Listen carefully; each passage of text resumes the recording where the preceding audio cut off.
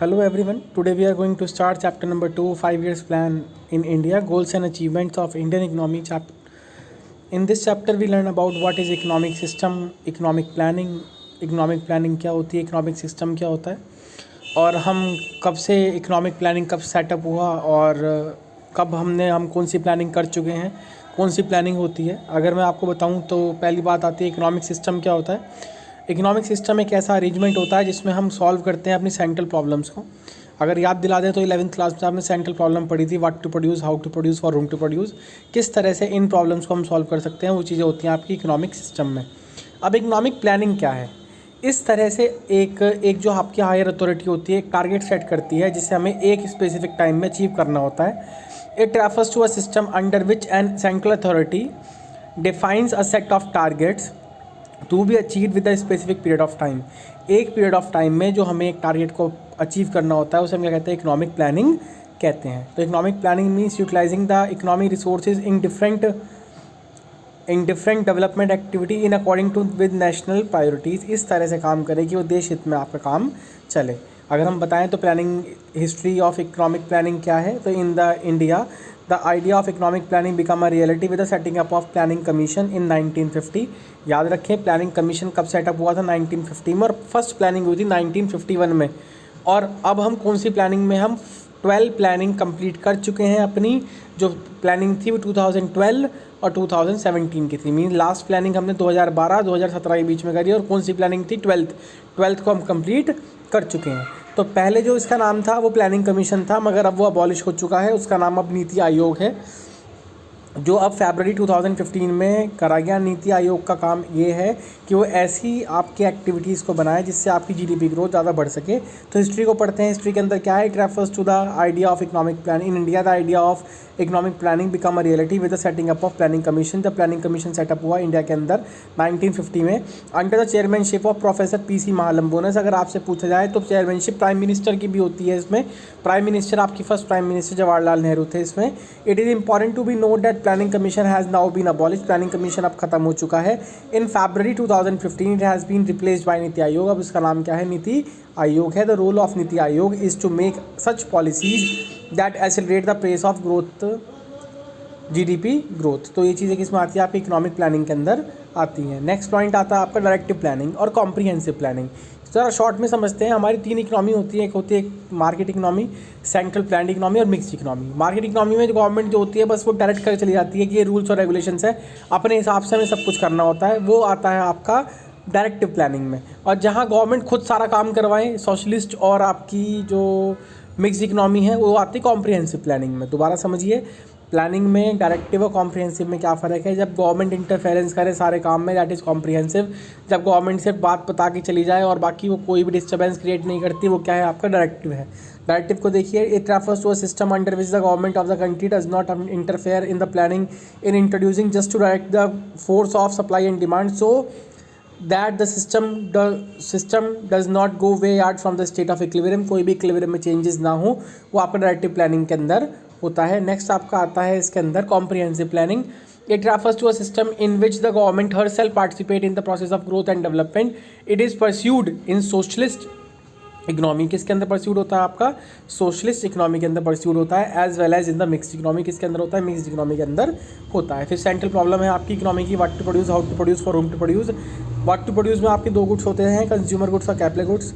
और वह how to produce में 2 टेक्निक्स होती हैं, labour intensive, capital intensive. For whom to produce 2 होते हैं आपके, rich and poor. Types of economies आपने पहले ही पढ़ रखी है। कैपिटलिस्ट इकोनॉमी जिसमें सारा काम प्रॉफिट मोटिव के लिए करा जाता है, सोशलिस्ट सोशल वेलफेयर के लिए, मिक्स जिसमें दोनों तरह के काम आपके होते हैं। मेरिट और डिमेरिट आपने ही पढ़नी है इसी कैपिटलिस्ट इकोनॉमी की, सोशलिस्ट इकोनॉमी की और मिक्स्ड इकोनॉमी की। फिर हम आते हैं अपने लॉन्ग टर्म गोल्स में। बहुत ध्यान समझना, लॉन्ग टर्म गोल्स क्या होते हैं। लॉन्ग टर्म मतलब 5 साल में जो इस एक टारगेट को हमें पूरा करना होता है, वो हमारे लॉन्ग टर्म गोल्स होते हैं। Planning in India focus on 5 long term periods goals objective as under. तो पहला है जीडीपी ग्रोथ। ग्रोथ किसे कहते हैं, देखिए दोनों का मतलब समझना है ना। जीडीपी का मतलब ग्रॉस डोमेस्टिक प्रोडक्ट, मतलब value of goods and service, मतलब आउटपुट की वैल्यू। और ग्रोथ किसे कहते हैं, जब कोई चीज़ इंक्रीज होती है।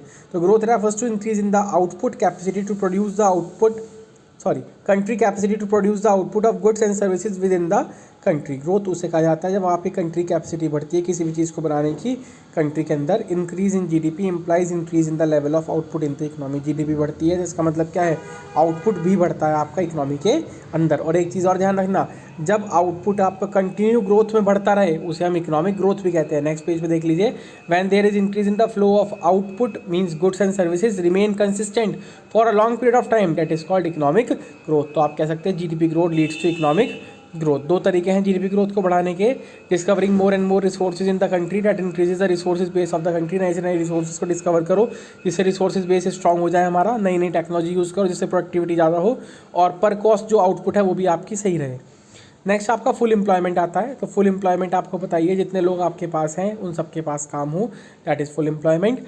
Full employment refers to a situation when all the people who are able to work and willing to work at the market wage rate are getting work। जो काम करने तैयार हैं उन्हें काम मिल जाता है, उसे फुल एम्प्लॉयमेंट कहते हैं।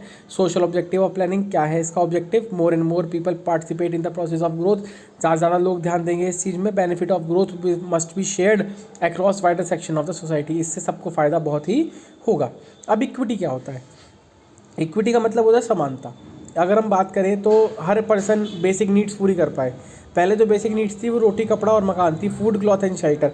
मगर आज बेसिक नीड्स में दो चीज़ें और ऐड हुई हैं, एजुकेशन और हेल्थ। हमें शिक्षा भी ज़रूरी है और हमारा स्वास्थ्य भी अच्छा होना ज़रूरी है। इक्विटी क्या है? Equity aims to raise the standard of living of all the people and promote social justice. Social justice हमें सामाजिक न्याय, सबको एक नज़र से देखना। Account to equal distribution, every Indian should be able to meet his or her basic needs, food, house, shelter, education, health care, and inequality in the distribution of income should be reduced। जो inequality है वो कैसी होनी चाहिए, आपकी कम होनी चाहिए। So it is important to ensure that benefit of the economic priority and growth is available to the all the section rich and poor। ये कहा जाता है जो भी सरकार जो काम कर रही है वो सभी के लिए अवेलेबल हो। Of society instead of struggling with rich get rich और पुअर गेट पुअर, मतलब ये चीज़ नहीं होनी चाहिए आपके सामने कि अमीर और गरीब होता जा रहा है। नेक्स्ट पॉइंट है मॉडर्नाइजेशन और सेल्फ सफिशिएंसी। मॉडर्नाइजेशन का मतलब क्या है? It refers to the updating और adopting modern technology in the process of growth. नाम से समझ में आ रहा है मॉडर्नाइजेशन, नए नए तरीकों का अपना या वो यूज़ करना जिससे हमारा स्टैंडर्ड ऑफ लिविंग भी अच्छा हो और हम अच्छी तरीके से डेवलप भी हो सकें। तो Indian planner have also recognise the need of the modernisation of society to raise the standard of living of people. Modern age is the age of science and innovation. Modern age एक science है, किसकी as है? Science और innovation की as है। It includes, उसके अंदर क्या है? अडॉप्शन ऑफ न्यू टेक्नोलॉजी, नई टेक्नोलॉजी का अडॉप्शन है। Change in the social outlook, social outlook का उसमें चेंजेस है जैसे gender empowerment and provide equal right. Self sufficiency के बारे में हम पढ़ेंगे। अगर मैं इसके बारे में आपको बताऊं तो इसमें ये होता है कि सेल्फ सफिशिएंसी का मतलब आत्मनिर्भर होना। ये इस बार जरूर आएगा कि गवर्नमेंट ने आत्मनिर्भर भारत का मतलब क्या है। आत्मनिर्भर भारत का मतलब ये है कि जो चीज़ हम बाहर से इंपोर्ट करते हैं वो हम बनाने लायक हों। It means the dependence on the domestically produced goods. हम ज़्यादातर चीज़ें किससे खरीदे? लोकल से वोकल। अगर आपने सुना भी हो तो पीएम मोदी ने कहा था इसमें, मीन्स जो अपने देश में जो चीज़ें हैं उस पर ध्यान दें। पर्टिकुलरली फूड ग्रेन, ज़्यादातर ये पहले की बात अगर हम करें तो पहले की बात में हम फूड ग्रेन का था। पहले क्या सिचुएशन थी? पहले है हमारा देश फूड ग्रेन के लिए भी दूसरे देश पर डिपेंडेंट था। The basic idea was not expose Indian economy to the political pressure for the rest of the world simply because we are dependent upon them for the supply of essential goods. कि basic goods के लिए भी हम दूसरे देशों पर dependent थे। Next देखिए इसमें